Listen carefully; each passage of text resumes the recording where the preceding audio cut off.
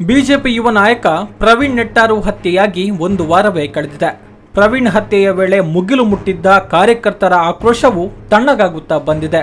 ಆದರೆ ಪ್ರಕರಣದಲ್ಲಿ ಭಾಗಿಯಾದ ಎಲ್ಲ ಆರೋಪಿಗಳ ಬಂಧನ ಇನ್ನೂ ಆಗಿಲ್ಲ. ಪ್ರವೀಣ್ ಹತ್ಯೆಗೆ ಪ್ರತೀಕಾರವಾಗಿ ನಡೆದ ಸುರತ್ಕಲ್ನ ಫಾಜಿಲ್ ಹತ್ಯೆ ಪ್ರಕರಣದ ಆರೋಪಿಗಳ ಬಂಧನವಾಗಿದೆ. ಹೇಗೆ ಸ್ಕೆಚ್ ಹಾಕಿದ್ರು ಎನ್ನುವುದು ಕೂಡ ಬಹಿರಂಗವಾಗಿದೆ. ಆದರೆ ಪ್ರವೀಣ್ ಹತ್ಯೆ ಪ್ರಕರಣ ನಡೆದು ವಾರವೇ ಕಳೆದರೂ ಪ್ರಮುಖ ಆರೋಪಿಗಳ ಬಂಧನ ಇನ್ನೂ ಆಗಿಲ್ಲ.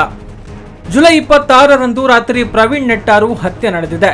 ಘಟನೆ ನಡೆದು ವಾರ ಕಳೆದರೂ ಇನ್ನೂ ಪ್ರಮುಖ ಆರೋಪಿಗಳನ್ನ ಬಂಧಿಸಿಲ್ಲ.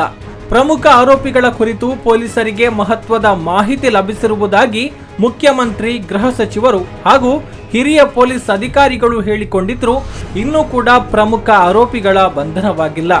ಆಗಸ್ಟ್ 5ರ ಒಳಗೆ ನೈಜ ಆರೋಪಿಗಳ ಬಂಧನವಾಗದೇ ಇದ್ದಲ್ಲಿ ತಾನೇ ಖುದ್ದು ಬಂದು ದಕ್ಷಿಣ ಕನ್ನಡ ಜಿಲ್ಲಾಧಿಕಾರಿ ಕಚೇರಿ ಎದುರು ಧರಣಿ ಸತ್ಯಾಗ್ರಹ ನಡೆಸುವುದಾಗಿ ಮಾಜಿ ಮುಖ್ಯಮಂತ್ರಿ ಎಚ್.ಡಿ. ಕುಮಾರಸ್ವಾಮಿಯವರು ಈಗಾಗಲೇ ಹೇಳಿದ್ದಾರೆ.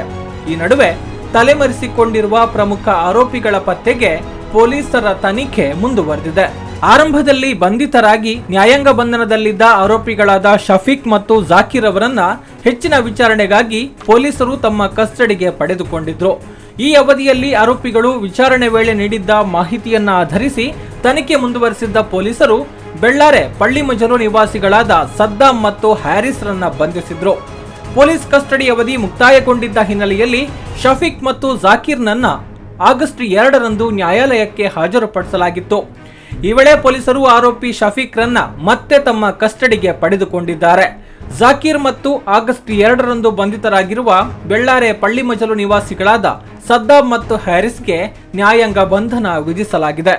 ಕೃತ್ಯ ನಡೆದು ವಾರ ಕಳೆದರೂ ಇನ್ನು ಪ್ರಮುಖ ಆರೋಪಿಗಳ ಬಂಧನವಾಗದೇ ಇರುವ ಹಿನ್ನೆಲೆಯಲ್ಲಿ ಬಂಧಿತ ಆರೋಪಿ ಶಫೀಕ್ನನ್ನ ಹೆಚ್ಚಿನ ವಿಚಾರಣೆಗಾಗಿ ಪೊಲೀಸರು ಮತ್ತೆ ತಮ್ಮ ಕಸ್ಟಡಿಗೆ ಪಡೆದುಕೊಂಡಿದ್ದಾರೆ.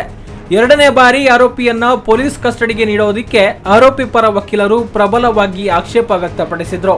ಆದರೆ ಪ್ರಮುಖ ಆರೋಪಿಗಳ ಕುರಿತು ಹೆಚ್ಚಿನ ಮಾಹಿತಿ ಪಡೆದುಕೊಳ್ಳುವುದು ಸೇರಿದಂತೆ ಇನ್ನಷ್ಟು ವಿಚಾರಣೆ ನಡೆಸಬೇಕಾದ ಅಗತ್ಯ ಇರೋದ್ರಿಂದ ಆರೋಪಿ ಶಫೀಕ್ನ ಪೊಲೀಸ್ ಕಸ್ಟಡಿ ಅವಧಿಯನ್ನ ವಿಸ್ತರಿಸುವಂತೆ ಪೊಲೀಸರ ಪರ ಸಹಾಯಕ ಸರಕಾರಿ ಅಭಿಯೋಜಕರು ಮಾಡಿದ ವಾದವನ್ನ ಪುರಸ್ಕರಿಸಿದ ನ್ಯಾಯಾಲಯ ಆರೋಪಿ ಶಫೀಕ್ನನ್ನ ಆಗಸ್ಟ್ 2ರಿಂದ ಮತ್ತೆ 5 ದಿನಗಳ ಅವಧಿಗೆ ಪೊಲೀಸ್ ಕಸ್ಟಡಿಗೆ ನೀಡಿ ಆದೇಶಿಸಿದೆ. ಈ ನಡುವೆ ಪ್ರಕರಣದ ಕುರಿತು ರಾಷ್ಟ್ರೀಯ ತನಿಖಾ ಸಂಸ್ಥೆ ಅಂದ್ರೆ ಎನ್ಐಎನ ತನಿಖೆ ಕೂಡ ಮುಂದುವರೆದಿದೆ.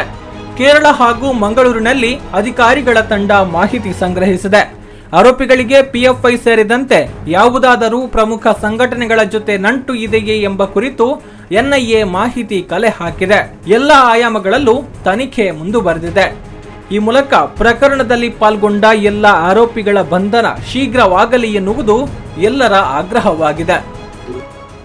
Don't care. ಚಿನ್ನದ ಬೆಲೆ ಹೆಚ್ಚಾದರೂ ಕಡಿಮೆಯಾದರೂ ಡೋಂಟ್ ಕೇರ್. ಲಲಿತಾ ಫ್ಲೆಕ್ಸಿಯೋ ಫ್ಲೆಕ್ಸಿನಲ್ಲಿ ನಿಮಗೆ ಲಾಭಾನೇ. ಯಾಕಂದರೆ ನಿಮ್ಮ ಇನ್ಸ್ಟಾಲ್ಮೆಂಟ್ ನಲ್ಲಿ ಹಣವಾಗಿ, ಚಿನ್ನವಾಗಿ ಉಳಿಸಿಕೊಳ್ಳಬಹುದು. ಯಾವ ಆಭರಣವಾದರೂ ನಯಾ ಪೈಸಾ ವೇಸ್ಟೇಜ್ ಇಲ್ಲ. ಒಂದು ಇನ್ಸ್ಟಾಲ್ಮೆಂಟ್ ನಲ್ಲಿ 50% ಬೋನಸ್ ಕೊಡ್ತೇವೆ. ಬೇರೆ ಶೋರೂಮ್ ತರ ಚೀಪ್ ಆದ ಗೃಹ ವಸ್ತುಗಳು ನೀಡುವುದಿಲ್ಲ. ಬೆಲೆ ಬಾಳುವ ಚಿನ್ನವನ್ನು ನೀಡುತ್ತೇವೆ.